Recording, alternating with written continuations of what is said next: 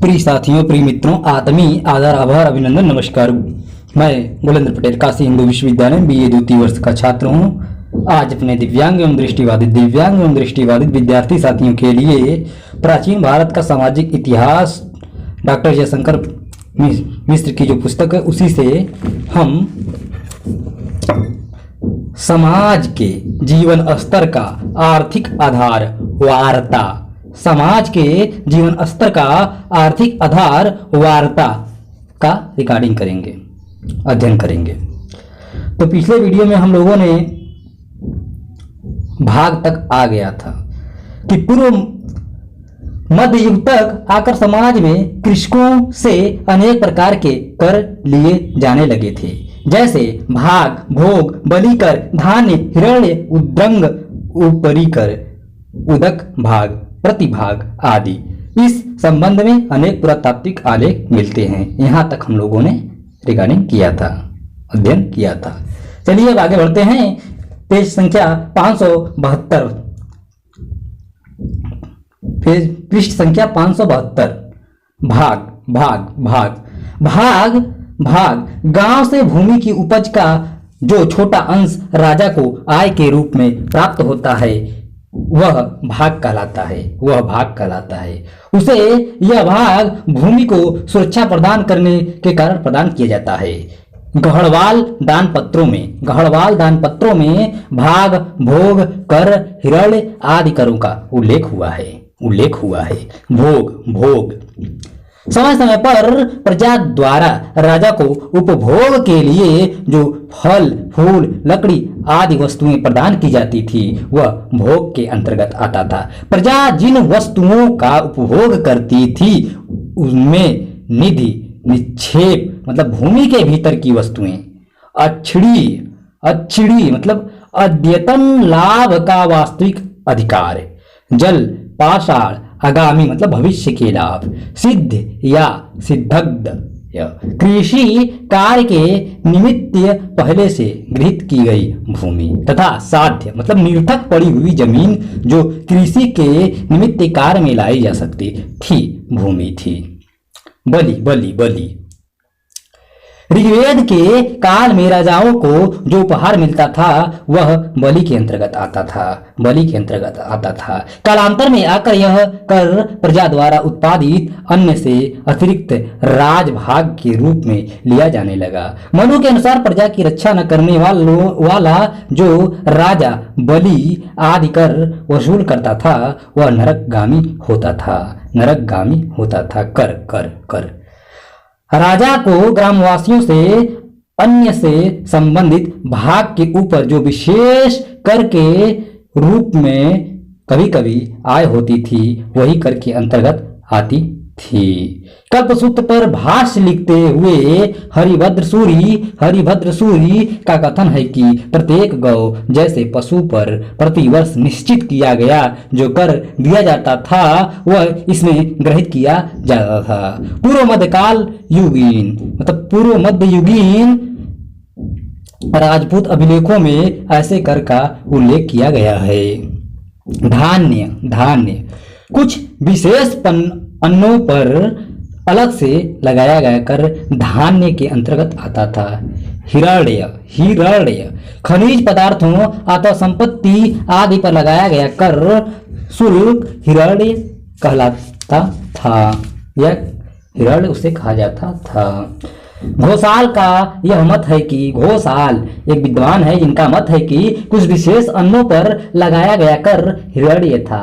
गौतम विष्णु पुराण और मनु आदि अर्थशास्त्रकारों का यह मानना है कि राजा द्वारा हिरण्य तथा अन्य वस्तुओं पर का निश्चित भाग कर के रूप में प्राप्त किया जाना ही हिरण्य कर था जो वस्तु का 50वां भाग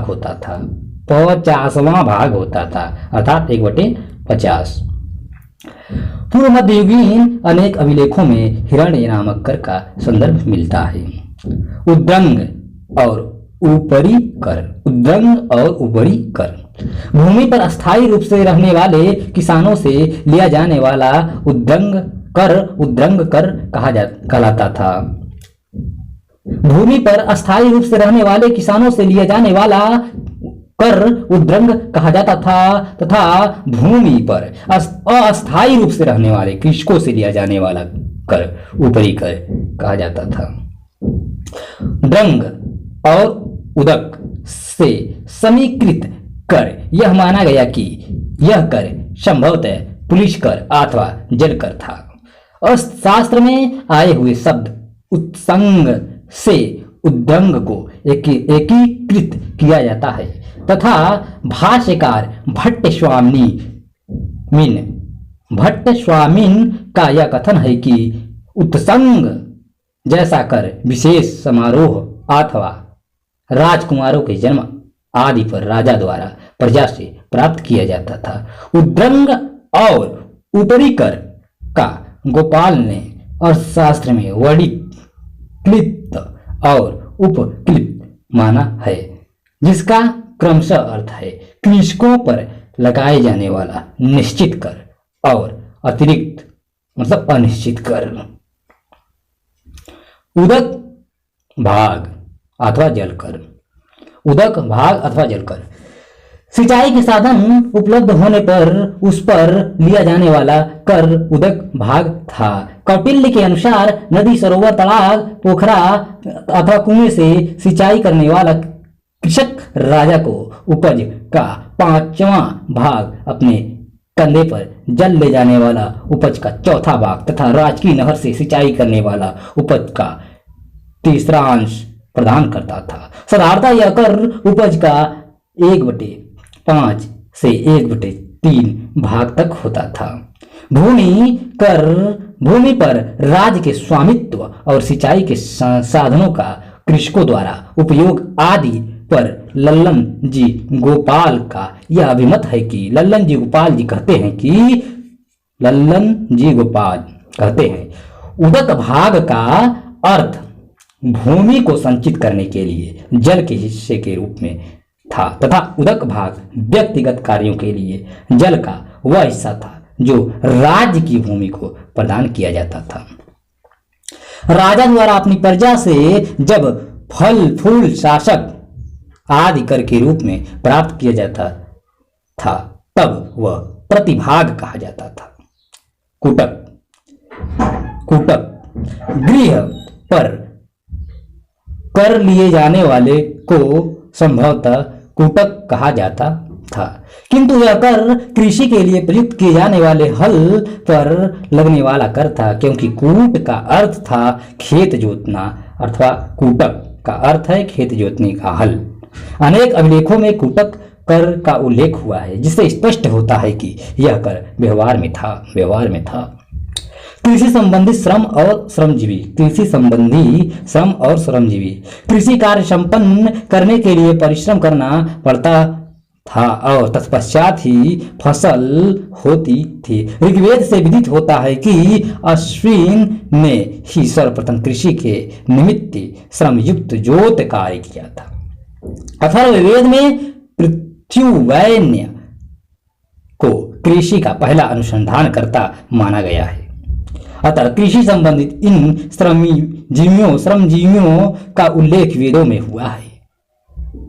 किनाश कृषिवल खेत जोतने वाला, गोप और गोपाल मतलब चरवाहा, अविलाप और अजापाल पशु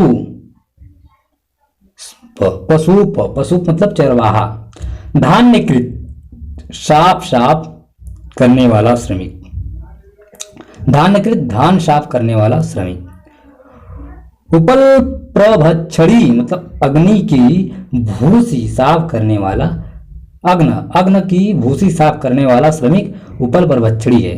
बप मतलब बीज बोने वाला आदि।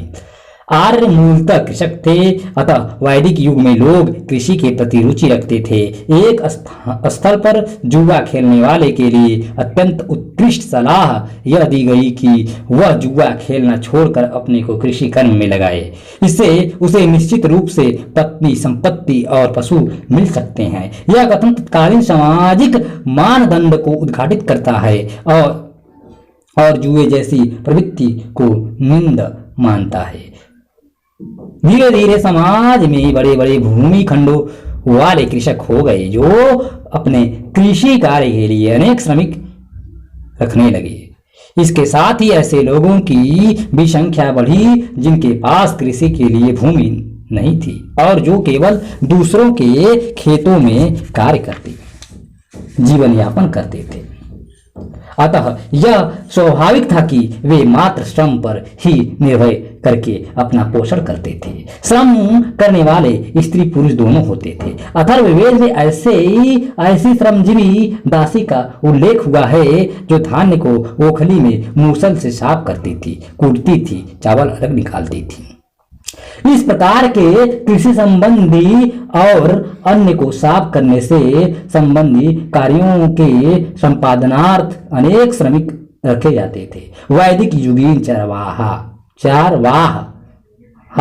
पशुओं को सुबह चराने के लिए ले जाता था और शाम को उन्हें सुरक्षित लौटा लाता था।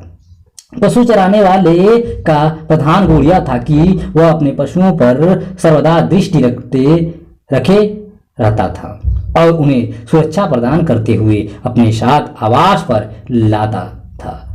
पूषण देवता इसी प्रकार के पशु रक्षक थे जो पशुओं को सुरक्षा प्रदान करते थे। धर्मसूत्र जैसे परिवर्तित साहित्य में कहा गया है कि किसी चारागाह के पशु से किसी को कोई हानि होती थी तो वह चारागाह दंड का भागी होता था। अगर कोई चारागाह बिना पूर्व सूचना के स्वामी के पशु को उससे लौटाता था तो वह भी दंड योग्य था। धर्मसूत्रों में यह भी विधान किया गया था कि अगर किसी चरागाह से पशु चुरा लिया जाता था अथवा नष्ट हो जाता था तो उसकी इस असावधानी के लिए स्वामी को क्षतिपूर्ति करनी पड़ती थी। बौद्ध ग्रंथों में ऐसे अनेक विवरण हैं जो स्वामी और सेवक के संबंध में सूचनाएं देती हैं। इस समय धनी ब्राह्मण भी कृषक होते थे जिसके पास खेत जोतने के लिए सैकड़ों हल और बैल रहते थे। ऐसे ब्राह्मण अपने अतिरिक्त अन्य बहुत से लोगों को श्रम के निमित्त नियुक्त करते थे। इसके विपरीत अनेक निर्धन ब्राह्मण भी कृषक का जीवन व्यतीत करते थे जो निर्धनतावश केवल एक बैल से अपनी भूमि जोतने के लिए बाध्य होते थे। तदुहीन समाज में श्रमिकों और सेवकों की अधिक संख्या थी। राज्य में भूमि के अधिकारी अधिकांशतः क्षत्रिय और ब्राह्मण होते थे जो कृषि कार्य संपन्न करने के लिए सेवकों को नियुक्त करते थे।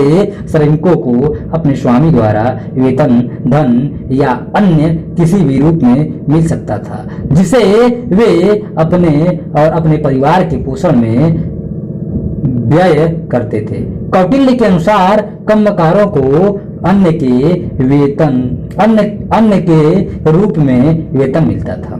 यदि उनका कोई वेतन निश्चय नहीं हुआ रहता था तो उन्हें उपज का 10वां हिस्सा मिलता था, किंतु कार्य करने वालों के श्रम को देखते हुए उनका वेतन बहुत कम था। उन्हें श्रम के बदले बहुत कम प्राप्त होता था।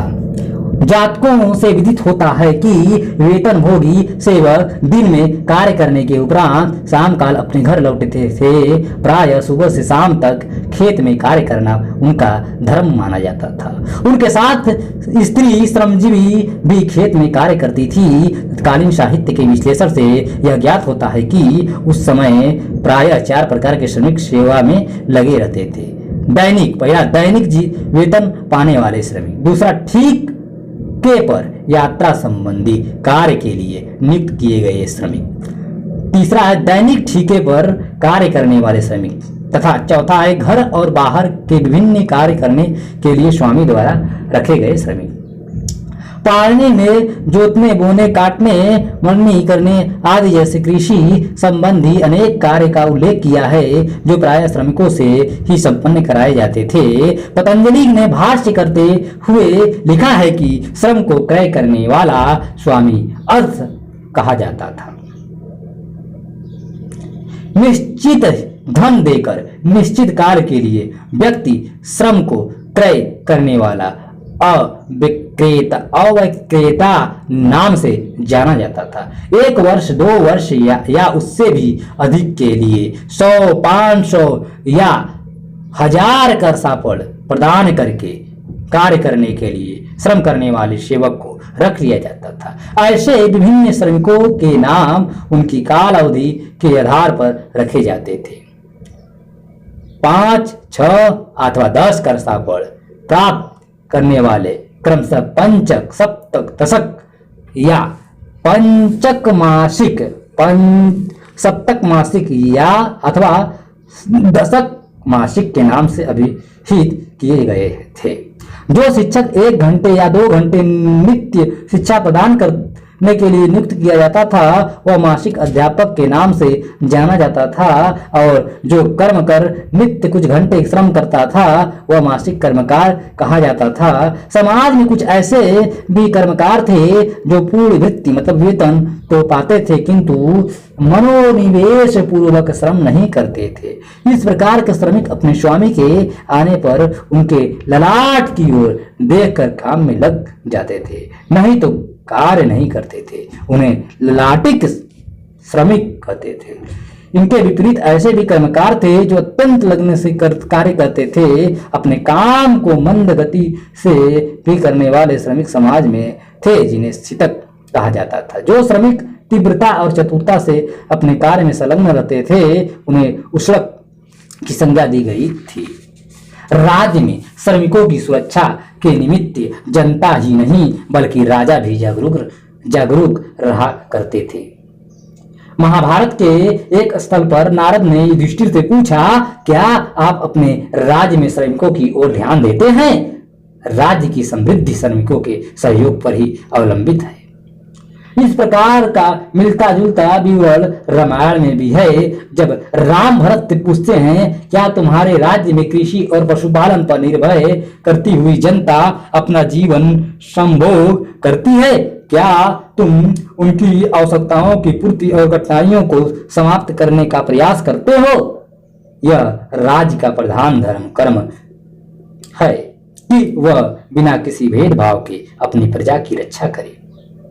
ऐसा लगता है कि महाकाव्य काल में श्रमिकों की स्थिति सुदृढ़ नहीं थी, इसलिए रामायण में राम ने एक संदर्भ में कहा है कि यह अत्यंत दुख का विषय है कि राज्य में श्रमिकों को भोजन और वेतन के समय से नहीं मिलता है, जिससे उनकी दुर्दशा होती है। और यही है कि समाज में श्रमिकों की स्थिति अत्यंत उच्च थी तथा उनका मान पिता तुल्य और ब्राह्मण तुल्य था।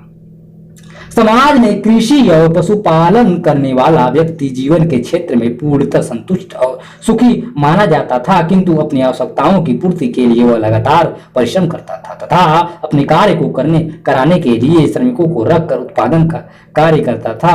नारद ने लिखा है कि भूमि के स्वामी की अनुपस्थिति में भूमि को दूसरे लोग जोत सकते थे। अगर इसी बीच भूमि का स्वामी लौट आए तो वह जोतने आदि का खर्च प्रदान कर भू क्षेत्र को पुनः ले सकता था, किंतु भूमि के स्वामी के इस स्थिति में न रहने के कारण वह यथोचित द्रव्य आदि देकर अपनी भूमि ले सके।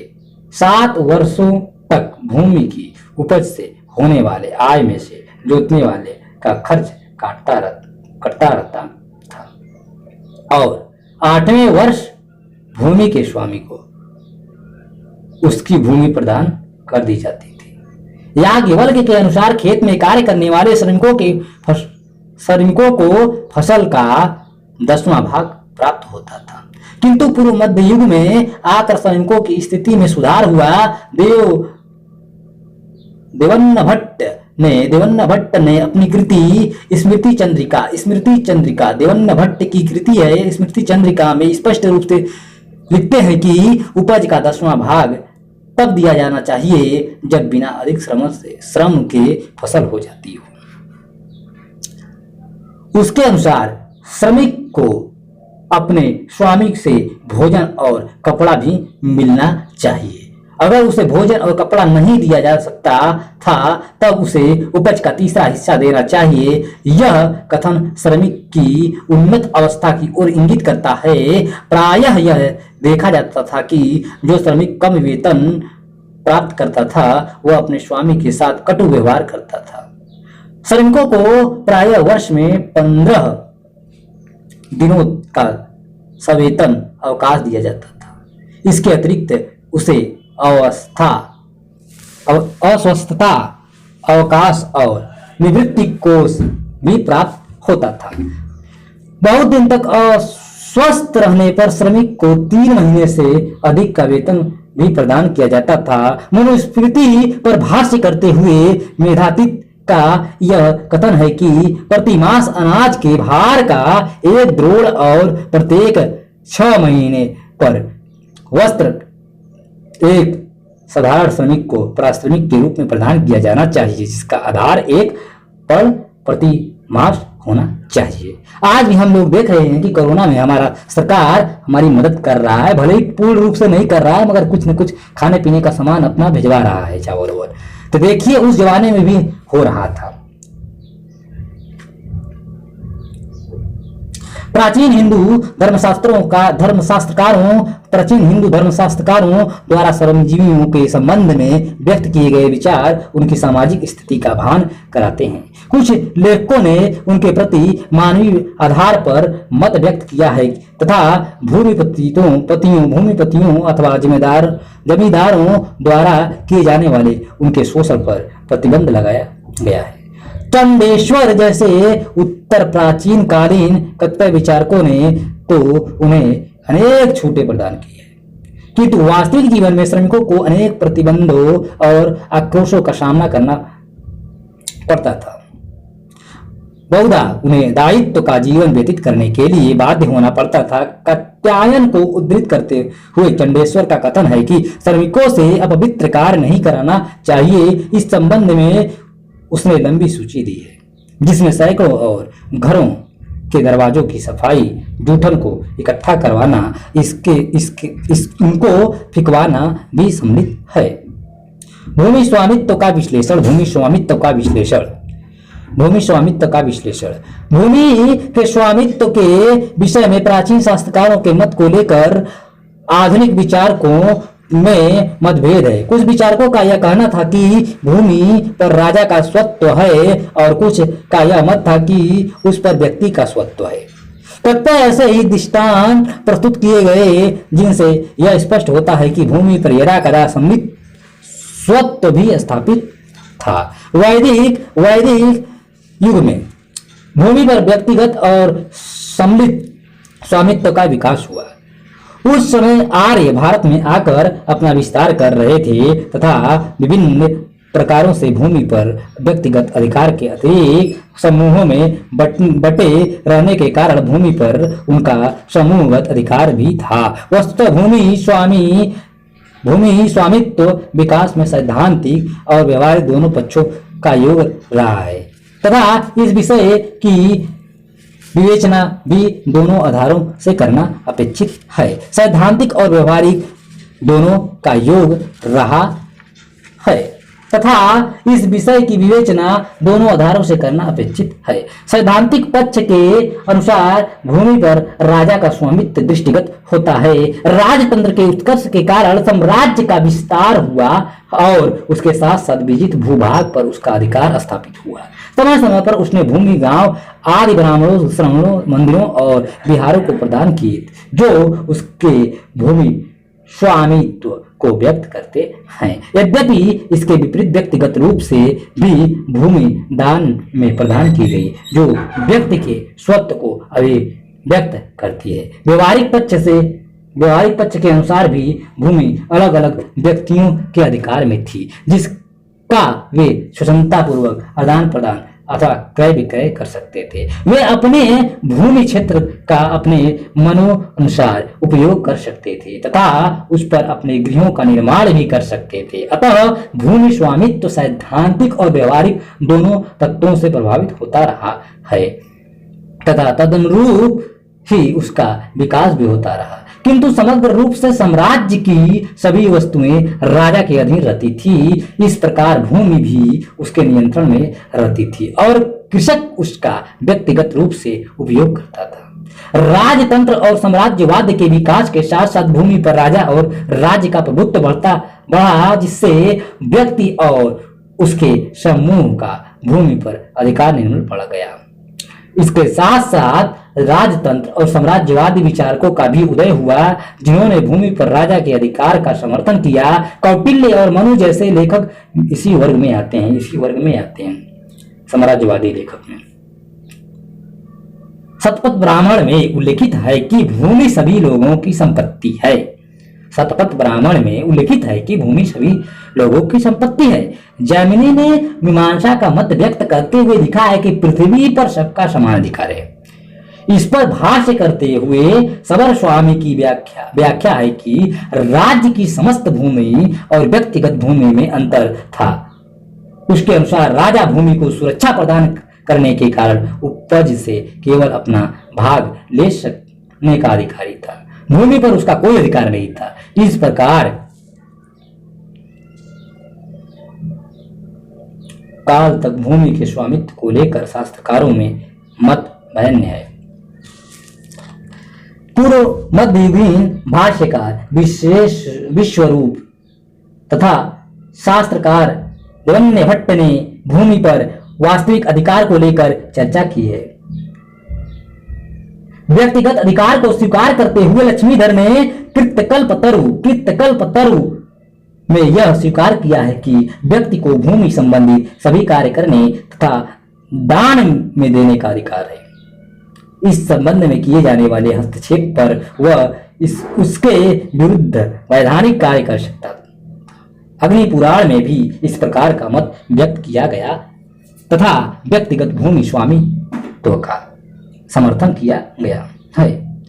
भूमि स्वामित्व पर विभिन्न विद्वानों ने विस्तार से विचार किया है तथा नए साक्ष्यों के आलोक में भूमि स्वामित्व का प्रतिपादन अपने अपने विचारों से किया है। स्मिथ, समदबर, ब्रालोर, समाजशास्त्री हॉपकिंस, ब्लूहर मतलब बहुलर आदि लेखकों ने भूमि पर राजा के स्वामित्व को स्वीकार किया है। मैंने जैसे लेखकों ने भूमि पर कृषि करने वालों गांव के निवासियों को सम्मिलित स्वत्व माना है तथा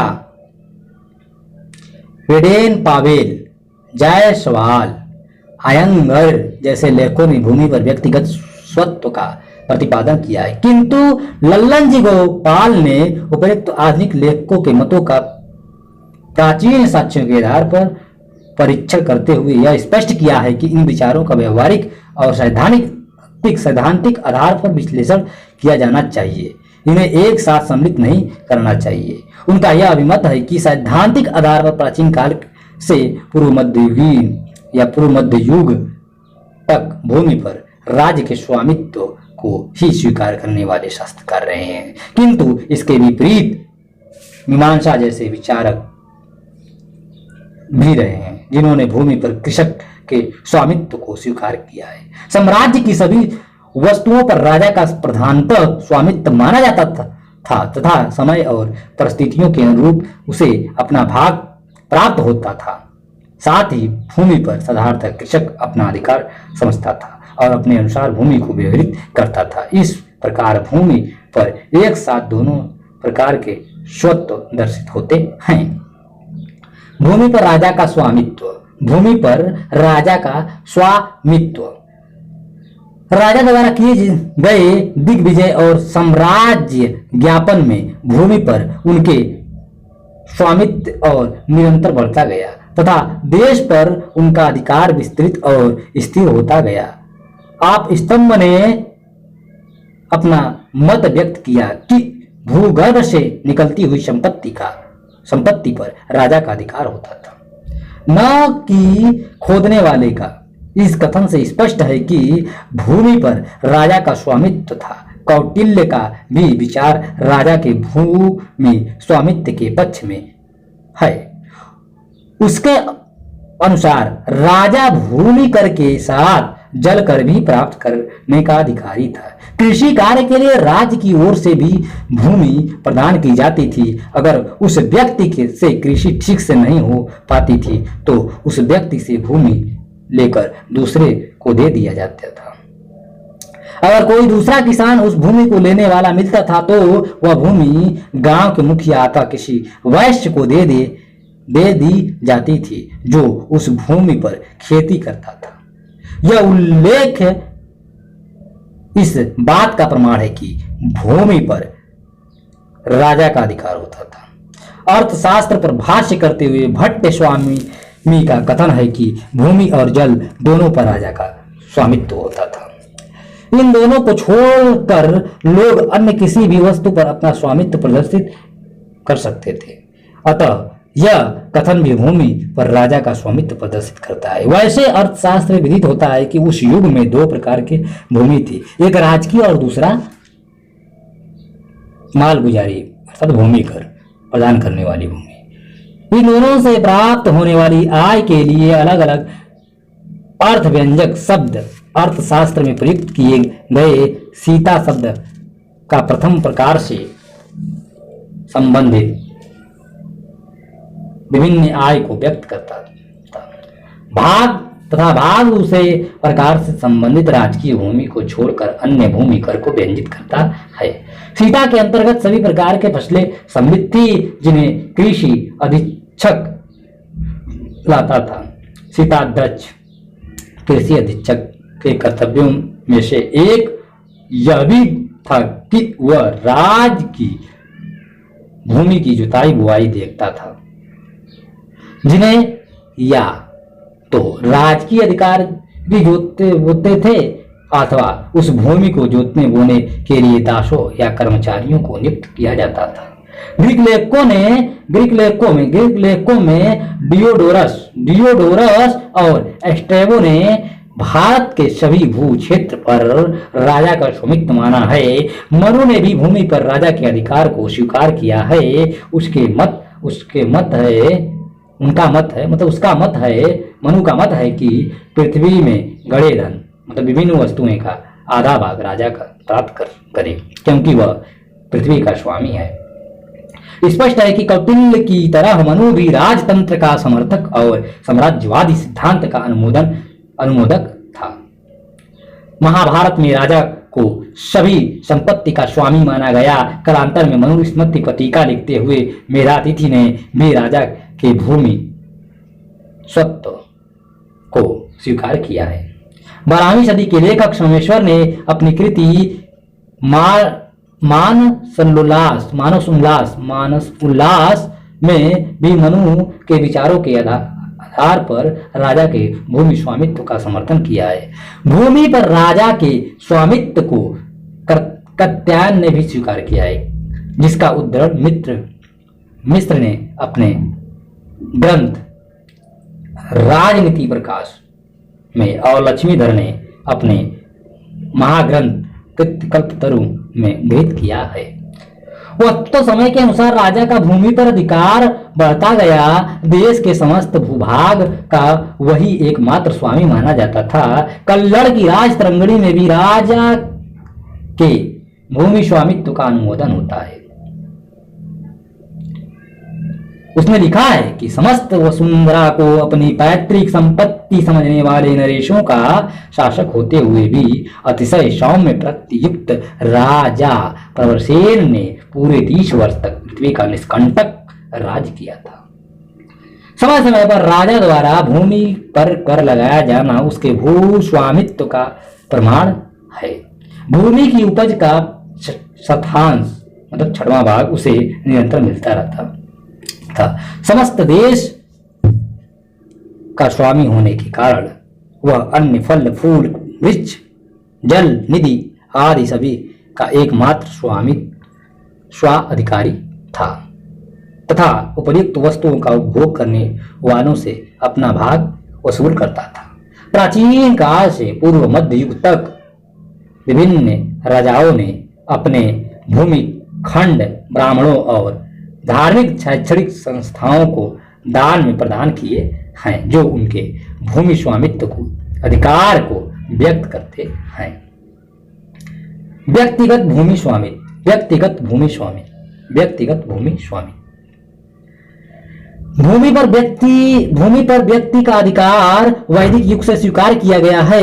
उस युग में कृषि योग्य भूमि पर व्यक्तिगत स्वामित्व के संदर्भ मिलते हैं। भूमि की माप उस समय की जाती थी जिसे खिल्ले के माध्यम से विलग किया जाता था। उर्वरासा, उर्वरापति, उर्वराजित, क्षेत्रसा, क्षेत्रपति जैसे शब्द भूमि पर व्यक्ति के स्वामित्व का भान कराते हैं। ऋग्वेद में अपाला का अपने पिता की भूमि के संबंध में जो संदर्भ है वह व्यक्तिगत भूमि स्वामी का को स्पष्ट करता है। उत्तर वैदिक युग में वेद संहिता उपनिषद ग्रंथों में व्यक्तिगत भूमि के स्पष्ट प्रमाण मिलते हैं। जैमिनी ने मीमांसा के आधार पर यह मत व्यक्त किया है कि यह सही है कि भूमि खंड दान करके किसी व्यक्ति को दिया जा सकता है, किंतु संपूर्ण भूमि राजा द्वारा प्रदान नहीं की जा सकती। इस तरह अधीनस्थ राजकुमार द्वारा कोई प्रदेश किसी को नहीं दिया जा सकता, केवल उस स्थिति को छोड़कर जब भूमि अथवा गृह उसके द्वारा क्रय किया गया हो। बौद्ध युग में भी व्यक्तिगत भूमि स्वामित्व था। भूमि के अधिकारी को उस युग में हितपति, खित सामिक, वत्तुपति कहा जाता था। जातकों में इस बात का विवरण मिलता है कि तत्कालीन युग में खेत की माप की जाती थी। ऐसे भूमि खंड के विभिन्न व्यक्तियों के होते थे। अनाथ पिंडक, आम्रपाली तथा जीवक द्वारा व्यक्तिगत संपत्ति के रूप में भूमि खंड और उद्यान दान में प्रदान किए गए थे। श्रावस्ती के श्रेष्ठी सुदत्य मतलब अनाथ पिंडक ने राजकुमार जेठ का उद्यान 18 कोटि स्वर्ण मुद्राओं से खरीदकर 18 कोटि स्वर्ण मुद्राओं से खरीदकर बुद्ध के निवास के लिए अर्पित किया था। ये स्वर्ण मुद्राएं राजकुमार जेठ की मांग के अनुसार उद्यान में बिछा दी गई थी, जो गाड़ियों पर लाद कर वहां लाई गई थी। व्यक्तिगत भूमि स्वामित्व के ऐसे अनेक दृष्टांत दातक महावज्ञ, दिग्निकाय, सूत्रनिपात, उत्तराद्यन सूत्र जैसे बौद्ध ग्रंथों में मिलते हैं। क्रय विक्रय और भूमि की सीमा निश्चय करने संबंधित अनेक प्रमाण भी उस काल के प्राप्त होते हैं। कभी कभी स्त्रियां भी भूमि खंड पशुओं को दान में दिया करती थी। कौटिल्य ने अपने अर्थशास्त्र में व्यक्तिगत भू क्षेत्र के पारस्परिक मतभेद का वर्णन किया है तथा व्यक्तिगत भू स्वामित्व का उल्लेख किया है। इससे स्पष्ट होता है कि भूमि पर व्यक्ति का अधिकार था। एक स्तर पर मनु द्वारा व्यक्त किए गए विचार से प्रतीत होता है कि वह भी कुछ अंशों से व्यक्तिगत स्वामित्व का अनुमोदन करता था। वह लिखता है, पुराविद्य लोग इस भूमि को पृथु की भार्या मानते हैं। खत मतलब फूट पेड़ काट कर भूमि को समतल करके खेत बनाने वाले का खेत मानते हैं और पहले बाण मारने वाला का मृग। यही नहीं, बृहस्पति, याज्ञवल्क्य आदि अन्य स्मृतिकारों ने व्यक्तिगत भूमि स्वामित्व की चर्चा की है। स्पष्ट है कि भूमि पर व्यक्ति का स्वामित्व था। भूमि आदि की सुरक्षा करने के कारण राजा को उसका भाग प्राप्त होता था, कर उसे मिलता था। गौतम के अनुसार कोई व्यक्ति किसी वस्तु का स्वामी क्रय करने, दाय में प्राप्त करने, बंटवारा करने, अभिग्रहण करने अथवा प्राप्त करने से होता था। मनु ने वित्तागम के 7 प्रकार बताए हैं। उसके अनुसार दाय में प्राप्त, लाभ में प्राप्त, क्रय में प्राप्त, क्रय से प्राप्त, प्रयोग मतलब द्वारा प्राप्त, ब्याज द्वारा प्राप्त, कर्मयोग मतलब कृषि, व्यापार आदि उद्योग करने से प्राप्त, सत्यग्रह सत्य प्रतिग्रह मतलब शास्त्रोक्त दान से प्राप्त। 7 प्रकार की संपत्ति धर्मयुक्त मानी जाती थी।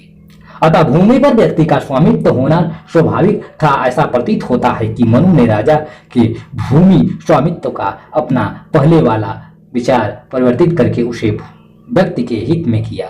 मनु के इस मत का नारद, कात्यायन और गौतम जैसे शास्त्रकारों ने विस्तार से विवेचन किया है। तथा व्यक्तिगत भूमि स्वामित्व का प्रतिपादन किया है। मेधातिथि ने व्यक्तिगत भूमि स्वामित्व संबंधी विचार का विकास किया है।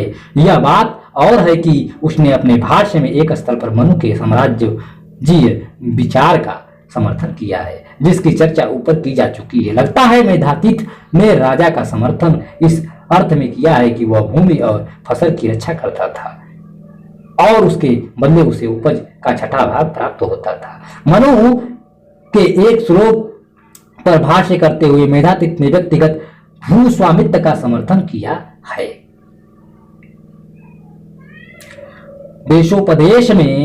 देशोपदेश में उल्लिखित है कि एक कृपण के पास पत्नी, द्रव्य, गृह और भूमि संपत्ति के रूप में थी, जिसे दूसरे उपयोग करते थे।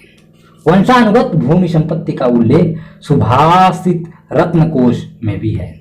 इन साहित्यिक उल्लेखों के अतिरिक्त प्राचीन काल में व्यक्तिगत रूप से अनेक भूमिखंड दान में दिए गए थे, जिसके अभिलेख प्रमाण मिलते हैं। दक्षिण के दूसरी सदी के अभिलेख से भूमि के क्रय विक्रय का पता लगता है। गुप्तकालीन अभिलेख से विदित होता है कि कुमार गुप्त के एक राजकीय कर्मचारी ने एक सामवेदी ब्राह्मण को भूमि दान दी थी।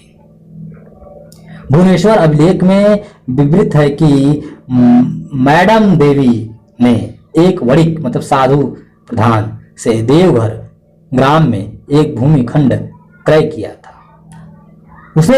उसने लिंगराज मंदिर में शिव के पूजन अर्चन को व्यवस्था के निमित्त दान कर दिया था। ऐसे अनेक उदाहरण हैं जिनसे व्यक्तिगत भूमि के स्वामित्व का समर्थन होता है। व्यवहारतः समाज में भूमि व्यक्तिगत संपत्ति के रूप में भी थी। भूमि के व्यक्तिगत स्वामित्व को सत्तक कहा जाता था। भूमि पर सामूहिक स्वामित्व।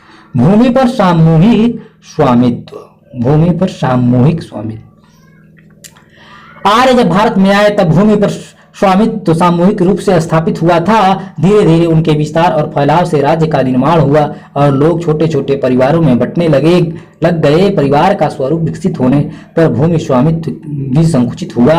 उत्तर वैदिक काल तक आकर व्यक्तिगत संपत्ति का सिद्धांत विकसित हुआ, जो कालांतर में चलकर और दृढ़ हो गया। फलस्वरूप सम्मिलित अथवा सामूहिक भूमि स्वामित्व व्यक्तिगत भूमि स्वामित्व के रूप में स्थिर होने लगा। परवर्ती काल में हमें कतिपय ऐसे अभिलेख की प्रमाण मिलते हैं जिनसे सामूहिक दान के साथ साथ स्वामित्व पर भी प्रकाश पड़ता है। ग्वालियर अभिलेख से विदित होता है कि संपूर्ण ग्वालियर के समस्त लोग समस्त स्थान से में मिलकर एक ग्राम में पड़ा हुआ भूमि खंड और 2 भूक्षेत्र भूमि को दान में दिए थे। इस प्रकार का विवरण सियदोनी अभिलेख में भी उल्लिखित है। उसके अनुसार नगर मतलब सकल स्थान के सभी लोगों ने मिलकर भूमि दान में दी थी। अतः ये उल्लेख इस बात के प्रमाण है कि भूमि व्यक्तिगत स्वामित्व था, जो सिद्धांत और व्यवहार दोनों में स्वीकृत था तथा कभी कभी एक से अधिक लोग मिलकर दान भी प्रदान करते थे। उद्योग और व्यवसाय ऐतिहासिक पर्यवेक्षण। वैदिक युगीन समाज में अनेक प्रकार के उद्योग प्रचलित थे। उस युग में गांवों और नगरों में अनेक धंधों को करने वाले लोग निवास करते थे। विभिन्न उद्योगों को करने वाले ही लोग विभिन्न नामों से पुकारे जाते थे। पूर्व वैदिक युग में आर्यों ने अपनी अपनी रुचि के अनुसार उद्योगों को अपनाया तथा उनके पृथक पृथक नामकरण किए, जो उत्तर वैदिक काल में आकर अलग अलग वर्ग के रूप में विकसित हुए। तच्छा, करमार, रथकार, हिरण्यकार, चर्मकार ऐसे ही औद्योगिक वर्ग के थे। तच्छा अर्थात बढ़ई खेत जोतने के लिए हल था, घर के लिए लकड़ी की विभिन्न वस्तुएं बनाता था। वह लोगों के घूमने और सामान ढोने की गाड़ी भी निर्मित करता था, जिसकी छत छंदिस कही जाती थी। उस युग में नाव और पोत भी बनाए जाते थे, जो निश्चय ही तच्छा की शिल्प कला से बनते रहे होंगे। वह परशु और वासी मतलब बसुले से लकड़ी को गढ़ता था तथा उस पर सुंदर नक्काशी करता था। ऋग्वैदिक में 100 परिवारों वाले पोतों का उल्लेख है। वह लकड़ी का तल निर्मित करता था। इनके अतिरिक्त तच्छा मतलब पृष्ठ का भी निर्माण करता था, जो लकड़ी का बनता था। स्त्रियां प्रायः उस पर सोती थी। कालांतर में तच्छा रथ भी बनाने लगा था। रथ का निर्माण सुंदर और सुविधाजनक रूप में होता था तथा यह आशा की जाती थी कि रथ से सुरक्षित रूप में यात्रा की जा सकेगी। इसके अतिरिक्त रथ का स्थान युद्ध स्थल में भी अत्यंत महत्व का था। स्वस्थ घोड़ों के बल से बढ़ने वाला रथ युद्ध भूमि में अत्यंत कुशलतापूर्वक अपना कौशल प्रदर्शित करता था। ऋग्वैदिक समाज में वासोवाय नामक वर्ग वस्त्र बुनने वाला होता था, जो विभिन्न प्रकार के वस्त्र बनाता था। वह करघे वेग पर वस्त्र बुनने का काम करता था। बुनने वाली करघी तो तसर कहते थे, जो करघी थी उसको तसर कहते थे। ताना तो ओत और बाना को तंतु कहते थे। बुनकर को वय कहा जाता था। युवा स्त्रियां भी बुनने का कार्य किया करती थी। एक स्थल पर यह संदर्भ मिलता है कि एक स्त्री अपने अधूरे छोड़े गए बुनने के काम को पूरा करने के निमित्त पुनः बुनने के लिए गई। एक मंत्र से विदित होता है कि मां अपनी संतान के लिए वस्त्र बुन रही थी। पूर्व वैदिक युग में प्रायः अनेक प्रकार के सुंदर वस्त्र बुने जाते थे। बुनाई के लिए उस पर धुनाई विषयक पाठशालाएं थी, जहां बुनाई कला को श्रेष्ठ शिक्षा दी जाती थी। उस समय ऊन के वस्त्र अधिक बुने जाते थे। कमरी समुदाय उस समय धातु का कार्य किया करता था। करसड़ायस मतलब लोहा या तांबा, हिरण्य मतलब रहित सुवर्ण जात रूप, रजत मतलब चांदी, वपु मतलब टीन आदि धातुएं उस समय के लोगों को ज्ञात थी और वे धातुओं की अनेक वस्तुएं बनाते थे। ऋग्वेद से ज्ञात होता है कि असुर आयोजालाहा मतलब लोहा के विभिन्न कार्यों में दक्ष थे। कर्मार कृषि के निमित्त अभ्युत दात्र शूल फाल मतलब हल आदि निर्मित करता था। वह धातु को अग्नि में गलाता था। अग्नि को वह चीड़ों के पंखों की दौकनी देता था। सूखी लकड़ियों को जलाकर धातु को गलाता था। तत्पश्चात गली हुई धातु से बर्तन बनाता था। बर्तन बनाने में उसे धातुओं को अत्यधिक पीटना पड़ता था। घरेलू सामानों के अतिरिक्त धातु के विभिन्न अस्त्र शस्त्र भी बनते थे, जैसे अस्सी, पसूर, परशु, पवीर, बाण, भाला, खड़ग आदि। ये समस्त वस्तुएं कर्मार वर्ग के लोग ही निर्मित करते थे। हिरण्यकार नामक वर्ग सोने के आभूषण निर्मित करता था। सोना सिंधु नदी और भूमि दोनों स्थानों से प्राप्त किया जाता था, इसलिए सिंधु को हिरण्यवत तिनी अथवा हिरण्ययी कहा गया है। भूमि से भी स्वर्ण निकाला जाता था। उसे साफ करने की विधि भी वे लोग जानते थे। निकसहार, कुरी, नाग टीका, कुंभ, सिर का आभूषण, कर्ण शोभन आदि अनेकानेक अलंकार स्वर्ण के बनते से जो विवाहित शुभ अवसरों पर धारण किए जाते थे और पिता द्वारा अपनी कन्याओं को प्रदान किए जाते थे। पुरुष, स्त्री और बच्चे की साज सज्जा के लिए भी सोने के आभूषण बनाए जाते थे। कुलाल वर्ग के लोग मिट्टी के विभिन्न प्रकार के बर्तन बनाते थे, जिन्हें आज कुंभकार कहा जाता है। इस वर्ग का विकास उत्तर वैदिक युग में अधिकता से हुआ, किंतु इसका व्यवसाय पहले से ही उन्नत था। उस युग में मिट्टी के विभिन्न प्रकार के पात्र बनाए जाते थे, जो अनेक प्रकार के उपयोगों में लाए जाते थे। चर्मकार समुदाय चमड़े की अनेक वस्तुएं बनाता था, जिसमें पत्यान, रथ कसने की रस्सियां, गोफना, चाबुक या मशक वृत्ति, रास आदि वस्तुएं प्रमुख थी। चमड़े को कील से आबद्ध करके सिला जाता था तथा उसे भिगोकर उपयोग में लाया जाता था। उस युग में विभिन्न प्रकार के बाजे आदि भी चमड़े के बनते थे। परवर्ती काल में इन व्यावसायिक वर्गों का समुचित विकास हुआ। उत्तर वैदिक ग्रंथों और सूत्र साहित्य तथा अन्य उत्तरवर्ती साहित्य में ऊपर उद्धृत व्यावसायिक वर्गों का उल्लेख मिलता है। ऋजुवेद के अतिरिक्त वाजसेनी संहिता, शतपथ ब्राह्मण, पंचविश ब्राह्मण, अथर्ववेद आदि में अनेक शिल्पकारों के कार्यों का वर्णन किया गया है।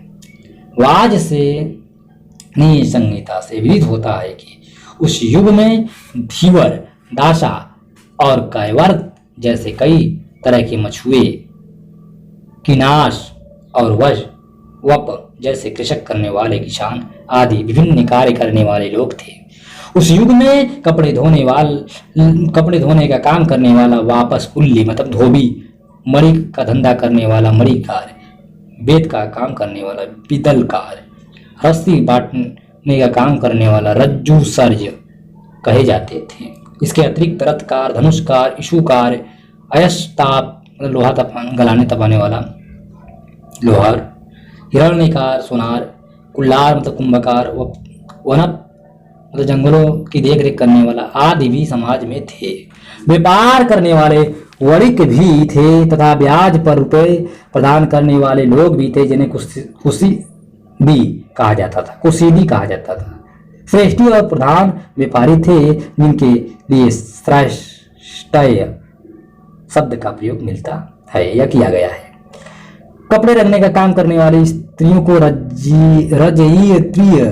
रजयित्रीय कहा जाता था। कसीदा और सुई का काम करने वाली स्त्रियां पेशकारी के नाम से ख्यात थीं। बांस का काम करने वाली स्त्रियां कंटकिकारी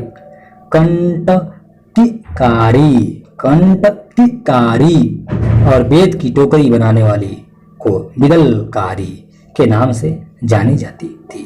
यजुर्वेद में हिरण्य, यश, श्याम, शिश और त्रपु जैसे अनेक धातुओं का उल्लेख है, जिससे यह स्पष्ट होता है कि उस युग में विभिन्न धातुओं के शिल्पकार थे। अथर्ववेद में तांबे के लिए लोहित यजस और लोहे के लिए श्याम यजस का प्रयोग हुआ है। तच्छा, रथकार दो भिन्न वर्गों के, तच्छा मतलब बढ़ई वही तच्छा और रथकार दो भिन्न वर्गों के रूप में वर्णित किए गए हैं। अश्वमेध यज्ञ के अवसर पर तच्छा को लकड़ी के आधार, पोत, गाड़ी, आसान आदि निर्मित करने के लिए निर्देशित किया जाता था और रथकार को केवल रथ। इस युग में रथकार इतना महत्वशाली हो गया था कि उसे सोत यज्ञ संपन्न करने की अनुज्ञा प्रदान दी गई। यज्ञ के साथ साथ वह अपना उपनयन भी करा सकता था और इसके द्वारा वह द्विज की श्रेणी में आ सकता था। अनेक प्रकार के वस्त्रों का वर्णन सूत्र ग्रंथों में किया गया है, जिनसे यह ज्ञात होता है कि विभिन्न प्रकार के वस्त्रों को बुनने वाले लोग समाज में थे। पासकर प्रिय सूत्र में विविध वस्त्रों का उल्लेख हुआ है, जो उस काल के वस्त्र उद्योग पर प्रकाश डालते हैं। विशेष प्रकार के कपड़े निर्मित करने के लिए उस युग में बुनकर लोग सूत को 3 बार पानी में भिगोते थे। उसकी मजबूती और चिकनेपन के लिए कभी कभी उसे घी से भी मांजते थे। उसड़ी, अधि, वाश आदि विभिन्न प्रकार के पहनावों के वस्त्र बुने जाते थे। धातु के उद्योग भी उत्कर्ष इस युग में हुआ। समाज में लोहकार, स्वर्णकार 2 पृथक वर्ग के रूप में स्वीकार किए जा चुके थे। हल, छुरा, सुई, चाकू आदि विभिन्न वस्तुएं लोहार बनाता था। यही नहीं, वह युद्ध संबंधित अस्त्र शस्त्र भी तैयार करता था। इस युग के ऐसे संदर्भ मिलते हैं जिनसे यह स्पष्ट होता है कि स्वर्णकार अत्यंत कलात्मक आभूषण बनाता था। स्त्री पुरुष दोनों के अलंकार अत्यंत आकर्षक ढंग से बनाए जाते थे।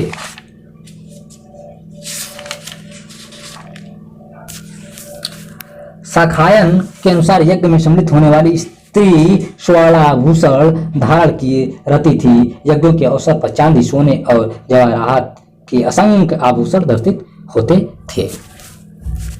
चर्मकार घरेलू उपयोग के निमित्त चमड़े की अनेक वस्तुएं बनाता था, इसलिए समाज में उसका स्थान महत्वपूर्ण था।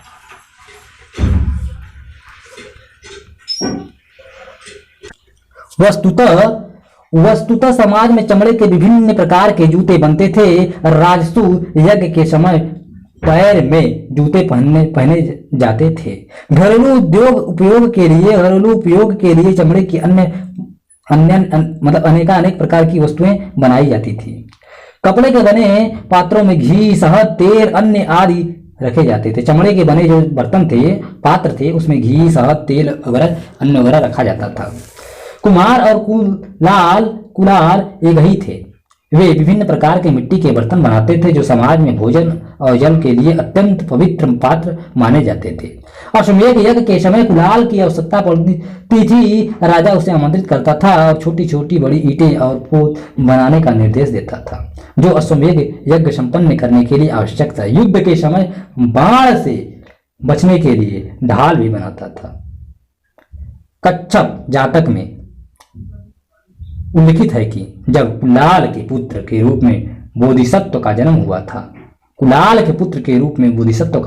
था, तब वे चाक चलाने के लिए फरसे से मिट्टी खोदते थे। बौद्ध साहित्य से विदित होता है कि कुलाल लोग अपना सामान गधों पर लाद कर तक्षशिला जैसे नगरों में जाकर बेचते थे। बौद्ध युग में नगरों और अधिष्ठानों का विकास हुआ, जिसके कारण औद्योगिक संस्थाओं का महत्व बढ़ा। इस युग में विभिन्न प्रकार की औद्योगिक और व्यावसायिक जातियां भी बनी, जिनका अपना पृथक व्यवसाय और उद्योग था।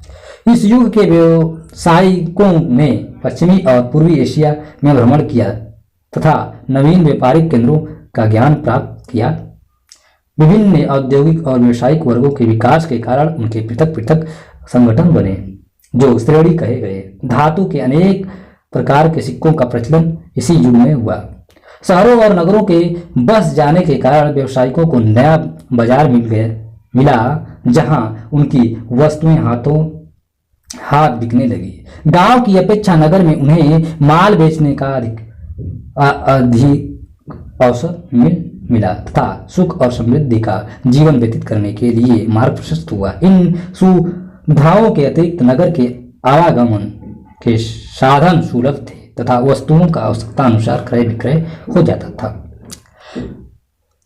बौद्ध साहित्य ने लकड़ी का काम करने वाला वर्ग बढ़ई। बौद्ध साहित्य में लकड़ी का काम करने वाला वर्ग जो बढ़ई है, हड्डक का समुचित ज्ञान होता है। एक जातक से विदित होता है कि कुछ बढ़ई वाराणसी के निकट आकर रहने लगे थे। वे जंगलों से लकड़ियां काट कर लाते थे तथा नावों और पोतों का निर्माण करते थे। यही नहीं, लकड़ियों का मकान भी बनाया जाता था। किंतु कौटिल्य ने लकड़ियों के ऐसे मकान को आग लग जाने के कारण वर्जित बताया है। उस युग में यंत्र चालित विशाल हाथी का शिल्प और कला परिचायक था। इसी तरह की एक कथा के अनुसार एक बढ़ई ने अपने राजा के भय से लकड़ी का गरुड़ बनाया तथा उसमें यंत्र लगाया।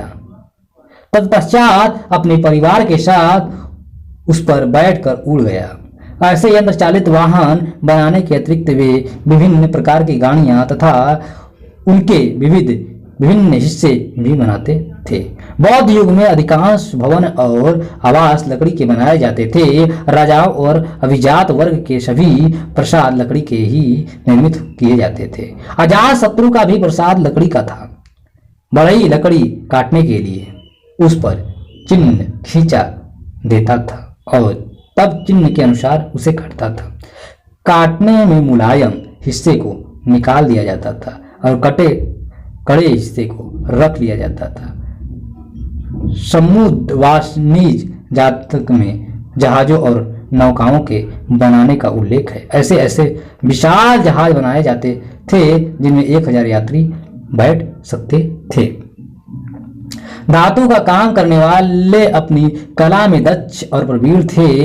वे धातु को गलाकर तौल के लिए लोहे की माप बनाते थे। जब तक वह माप को पूरी ठीक नहीं बना लेते थे तब तक उसे गर्म और ठंडा करते रहते थे। धम्मपद से विदित होता है कि वाड़ बनाने वाला उसे अग्नि से तपाता था और तब उसे सीधा और तीव्रतर बना सकते में समर्थ होता था। विलिंद प्रश्न में लोहा, सोना, सीसा, टीन, तांबा आदि की वस्तु बनाने वाला पृथक पृथक वर्ग थे। लगता है उस समय धातु का उद्योग अपनी प्रकाष्ठा पर था। धातु की विभिन्न वस्तुएं बनाने वाला वर्ग अत्यंत सुंदर, सुडौल, तीव्र और आकर्षक वस्तुएं निर्मित करता था। उस समय यंत्रों की सहायता से भी धातुओं के विविध सामान बनते थे जो घरेलू उपयोग में आते ही थे, साथ ही सार्वजनिक उपयोग में भी आते थे। हल, फावड़ा, कुदाल, हांसियां आदि विभिन्न औजार खेती के लिए बनाए जाते थे। धातुओं की विभिन्न वस्तुएं और प्रतिमाएं भी बनाई जाती थी। तो प्यारे साथियों, हम लोगों ने देखा 551 पृष्ठ तक एकदम अध्ययन किया है। अब इसके बाद हम लोग आगे बढ़ेंगे धीरे धीरे करके।